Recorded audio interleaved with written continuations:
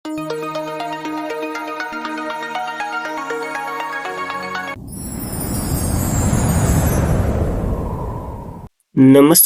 ગુજરાતના અધિકારી મિત્રો, આજે આપણે 29 નવેમ્બર 2025નું મોસ્ટ ઇમ્પોર્ટન્ટ કરંટ અફેર એની સાથે જીકે અને જીએસની પર ચર્ચા કરવાના છે.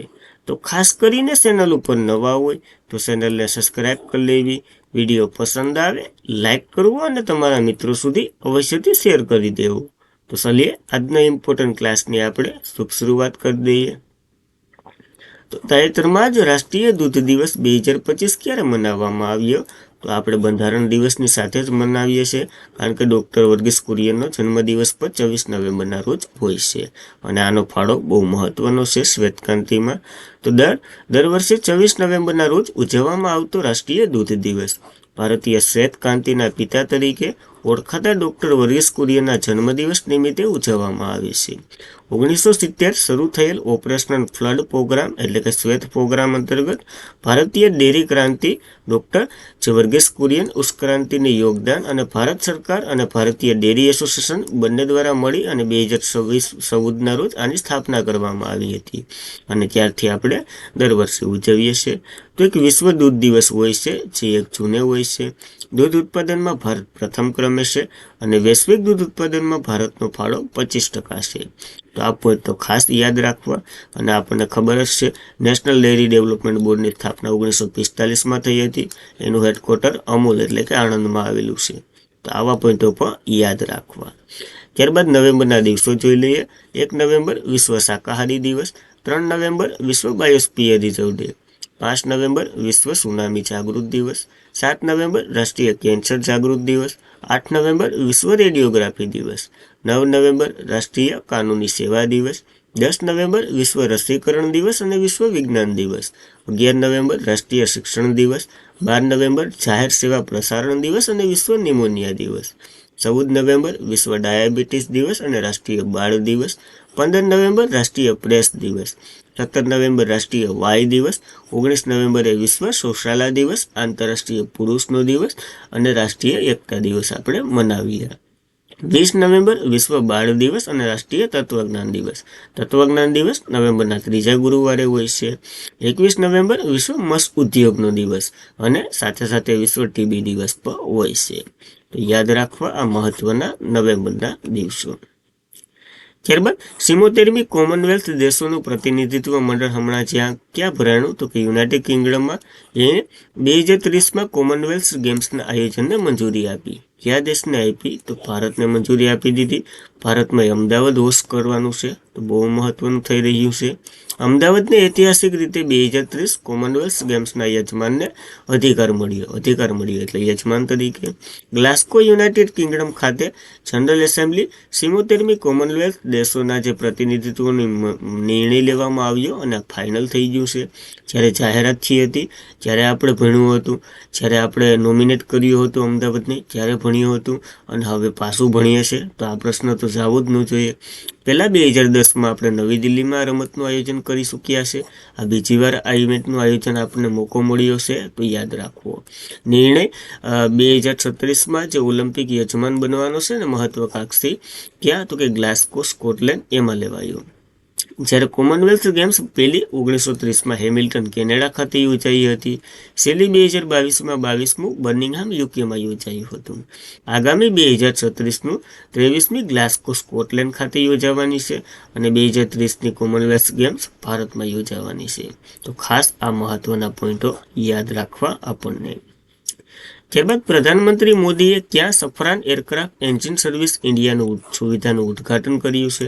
તો હૈદરાબાદમાં ઉદ્ઘાટન કર્યું છે અને આ દેશની પહેલી છે જે સફરાન એરક્રાફ્ટની મદદથી આપણે ઉદ્ઘાટન કરી રહ્યા છીએ. તો પ્રધાનમંત્રી નરેન્દ્ર મોદી આજે તેલંગાણાના હૈદરાબાદમાં Safran aircraft engine service India જે SSI સુવિધા વસ્તુ રીતે ઉદ્ઘાટન કર્યું એટલે કે નવી દિલ્હીથી કર્યું. સફરાન એર જે ફ્રેન્ચ ઉડ્ડયન કંપની છે એટલે કે ફ્રાન્સની છે. આ પહેલી વાર છે જ્યારે કોઈ જે વૈશ્વિક વિમાન એન્જિન ઉત્પાદક કંપની ભારતમાં પોતાની આ પ્રકારની પ્રથમ સુવિધા ખોલી રહી છે. તો IMP બની રહ્યું છે અને આ નવી સુવિધા લેમ્પ એન્જિન માટે બનાવવામાં આવી રહી છે. જો એરક્રાફ્ટમાં લેમ્પ એન્જિન વપરાતા હોય ને એ સુવિધા અહીં બનાવશે. હવે ભારતમાં જ આ એન્જિન બનાવવામાં આવશે. આ લેપ એન્જિનનો ઉપયોગ કોમર્શિયલ એરક્રાફ્ટ માટે થાય છે અને લેપ લેન્ડિંગ એ એર સુવિધા પ્રોડક્ટ્સ છે. લેપ એન્જિન એક આધુનિક આઇસ બાયપાસ ટાર્બેસ એન્જિન છે જે ઇંધણની કાર્યક્ષમતા માટે રસાયેલ અને ઓછા ઉત્સર્જન માટે રસાયેલા છે. તો ખાસ હવે આ ભારતમાં બનવાના છે અને ભારતમાં હૈદરાબાદમાં. તો યાદ રાખવું આ ઇમ્પોર્ટન્ટ. ત્યારબાદ ઓમાન પ્રથમ સંદેશાવ્યવહાર ઉપગ્રહ ઓમાન સેટ-1 કઈ એરોસ્પેસ કંપનીની મદદથી એટલે કે ભાગીદારીથી આ બનાવ્યું છે? તો એરબસે આને લોન્ચિંગ કરી દીધું, એટલે બંને પાર્ટનરશિપ તરીકે થઈ ગયા. જોઈ લઈએ આના વિશે. તો ઓમાન તેની પ્રથમ સંદેશાવ્યવહાર ઉપગ્રહ ઓમાન સેટ-1 પ્રક્ષેપણ રસી એટલે કે પરીક્ષણ કરી અને ઇતિહાસ રચ્યો છે, જે રાષ્ટ્રીય ડિજિટલ સાર્વભૌમત અને અકસ્માત ક્ષમતાઓમાં એક મોટું છલાંગ દર્શાવે છે. આ ઉપગ્રહની ડિઝાઇન, ઉત્પાદન અને પ્રક્ષેપણ માટે એરબસ ડિફેન્સ સ્પેસ સાથે કરાર કર્યા હતા, એટલા માટે બંને પાર્ટનર છે. ઓમાન સેટ-1 એરબસ 1 પ્લેટફોર્મ પર બનેલું છે, જેમાં ભ્રમણકક્ષા, પુનઃરૂપરેખા કરવામાં આવે, સંપૂર્ણ ડિજિટલ સુસંગતતા છે. ઓમાન મધ્ય પૂર્વ અને પૂર્વ આફ્રિકા એશિયામાં આવરી લેતા આ ઉચ્ચ ક્ષમતા ક્રિએટિવિટી બેન્ડ કાર્યક્ષમતા કરશે અને વગેરે સંદેશાવ્યવહાર, ઇન્ટરનેટને વગેરે સુવિધા પૂરી પાડશે. તો યાદ રાખવું. એરબસની પહેલાં વાત કરી લઈએ. એક યુરોપિયન કંપની છે, મુખ્ય મથક ફ્રાન્સમાં છે અને ઓમાન કેપિટલ મસ્કટ અને સલણ ઓમાની રિયાદ. હમણાં જ આ ટાઈપનો પાય જેવો સિમ્બોલ ઓમાની જે સલણ રિયાદ માટે નાખ્યો હતો અહીંયા, તો એ પણ યાદ રાખવું.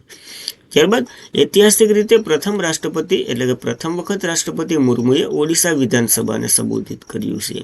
તો રાષ્ટ્રપતિ દ્રૌપદી મુર્મુ આવતીકાલે એટલે કે આજે જ પતી ગયું સત્રમાં પહેલા દિવસે ઓડિશા વિધાનસભાને સંબોધિત કરવામાં આવ્યું.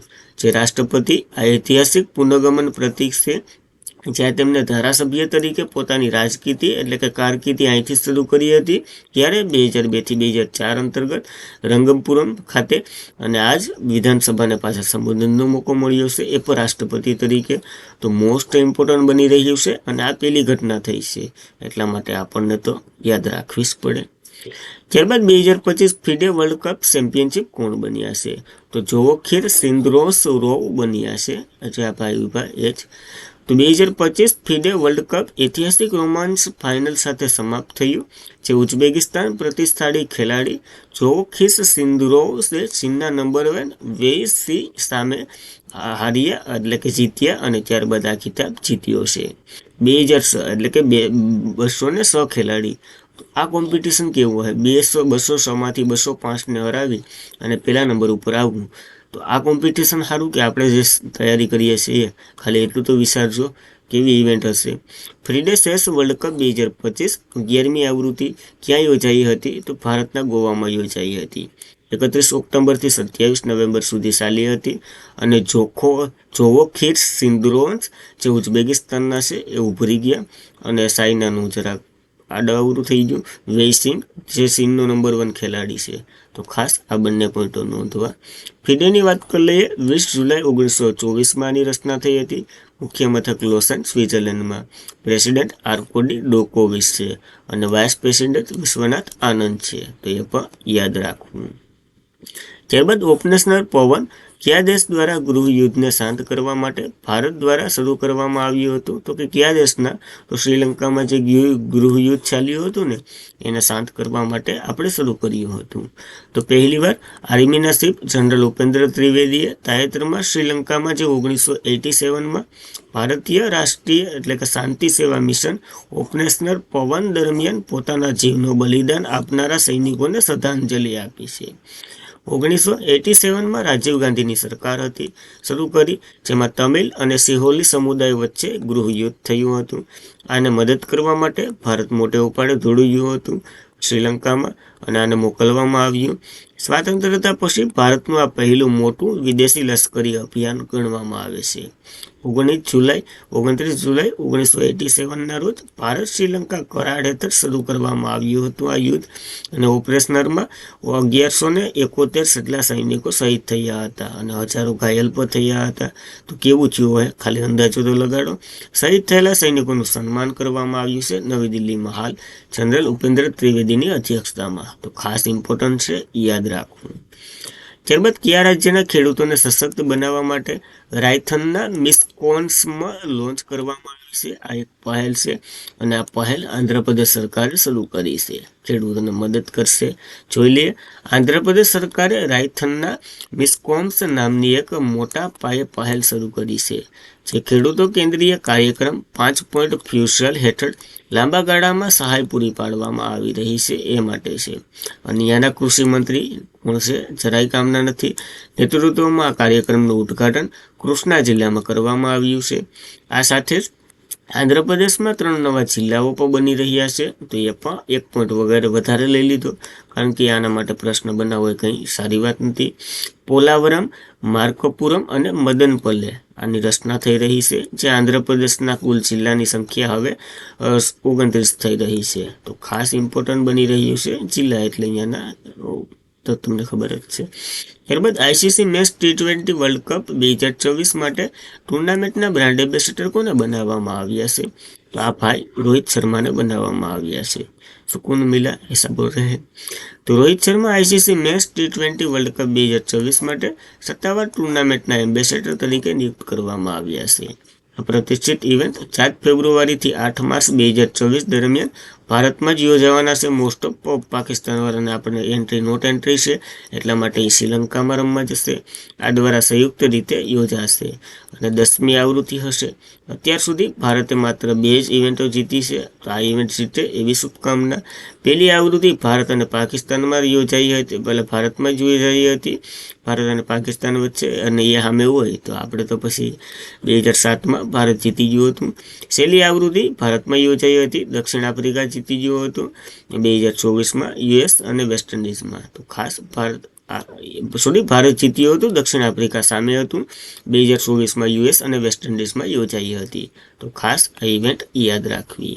ત્યારબાદ મોહમ્મદ લતીફ ખાનને મૌલાના અબુલ કલામ આઝાદ રાષ્ટ્રીય પુરસ્કાર 2025 મળ્યો. શિક્ષણવિદ મોહમ્મદ લતીફ ખાન તેલંગાણા સરકાર દ્વારા આ એવોર્ડ આપવામાં આવે છે. સામાજિક, શિક્ષણ, કલ્યાણ અને લઘુમતી સશક્ત માટે લાંબા સમયથી યોગદાન આપેલ આ બદલ આ એવોર્ડ એને મળ્યો છે. મૌલાના અબુલ કલામ આપણે આને વર્તીએ જ છે. આઝાદ સ્વાતંત્ર્ય ભારતના પ્રથમ શિક્ષણના પ્રધાન એટલે કે મંત્રી હતા. તેમનો જન્મદિવસ એટલે કે 11 નવેમ્બર રાષ્ટ્રીય શિક્ષણ દિવસ આપણે ઉજવીએ છીએ, અને તેલંગાણા સરકાર દ્વારા આ પુરસ્કાર આપવામાં આવે છે. તો ખાસ યાદ રાખવું. અને આજના માટે એટલું જ હતું. ખાસ કરીને મિત્રો, વિડીયો પસંદ આવે તો લાઈક કરવો, તમારા મિત્રોને શેર કરવો, ચેનલ પર નવા હોય તો અવશ્યથી સબસ્ક્રાઈબ કરી લેવી.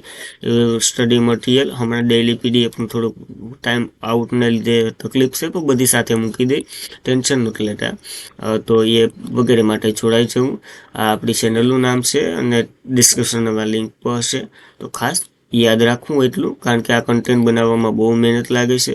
તો તમે આ કન્ટેન્ટની વેલ્યુ સમજો તો ઇમ્પોર્ટન્ટ છે. યાદ રાખવું. જય હિન્દ, જય ભારત.